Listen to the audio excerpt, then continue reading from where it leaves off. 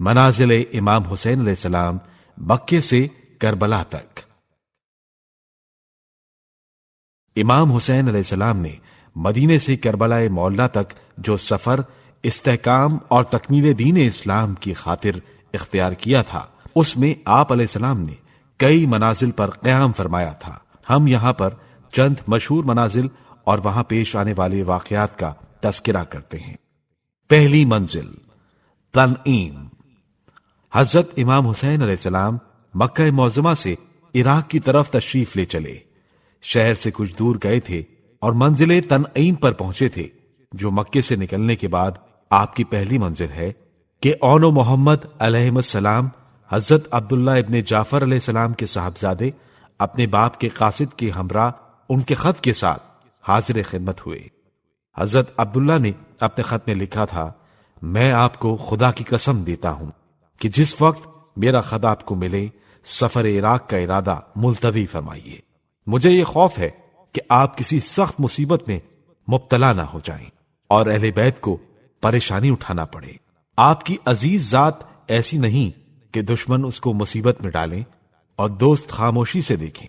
اگر آپ نہ ہوں گے تو نور خدا دنیا سے رخصت ہو جائے گا، کیونکہ آپ نور خدا ہیں اور مسلمانوں کے لیے نور ہدایت ہیں اور مومنوں کی امید گاہ ہیں۔ آپ سفر میں جلدی نہ فرمائیے، ان قریب میں بھی پہنچتا ہوں۔ جب اس خط کا جواب آنے میں دیر ہوئی تو حضرت عبداللہ ابن جعفر طیار علیہ السلام خود منزل تنعیم میں تشریف لائے اور دوبارہ آپ علیہ السلام سے عراق کی طرف نہ جانے کی درخواست کی۔ حضرت امام حسین علیہ السلام نے فرمایا، میں حضرت رسول خدا صلی اللہ علیہ وآلہ وسلم کے حکم کے مطابق ایک ایسے امر کی تعمیل کے لیے جا رہا ہوں جس کو میں جب تک زندہ ہوں کسی پر ظاہر نہیں کر سکتا۔ حضرت عبداللہ یہ سن کر خاموش ہو رہے اور اپنے صاحبزادوں کو بلا کر نصیحت کی کہ امام حسین علیہ السلام کے ہم رکاب رہیں اور ان سے کسی وقت جدا نہ ہوں۔ دوسری منزل صفاح۔ یہ منزل مکہ مکرمہ سے چند میل کے فاصلے پر ہے۔ اس منزل پر امام حسین علیہ السلام کی مشہور شاعر فرزدق سے ملاقات ہوئی، جن کا اصلی نام حمام ابن غالب ہے۔ یہ اپنی ماں کو حج کرانے کے لیے جا رہا تھا۔ اسی منزل پر پہنچ کر اس نے دور تک خیمے نصب دیکھے۔ جب معلوم ہوا کہ امام حسین علیہ السلام کا قافلہ ہے تو آپ علیہ السلام کی خدمت میں حاضر ہوا۔ آپ علیہ السلام اس وقت قرآن مجید کی تلاوت فرما رہے تھے۔ فرزدق تسلیم بجا لا کر کھڑا ہو گیا۔ حضرت امام حسین علیہ السلام نے بڑے اخلاق سے اس کو پاس بٹھایا۔ اس نے کہا، فرزند رسول، آپ نے اتنی کیوں جلدی فرمائی کہ بغیر ادائے حج سفر کا ارادہ کر لیا؟ فرمایا، اگر میں جلدی نہ کرتا تو گرفتار ہو جاتا۔ اب تم یہ بتاؤ کہ اہل کوفہ کا کیا حال ہے؟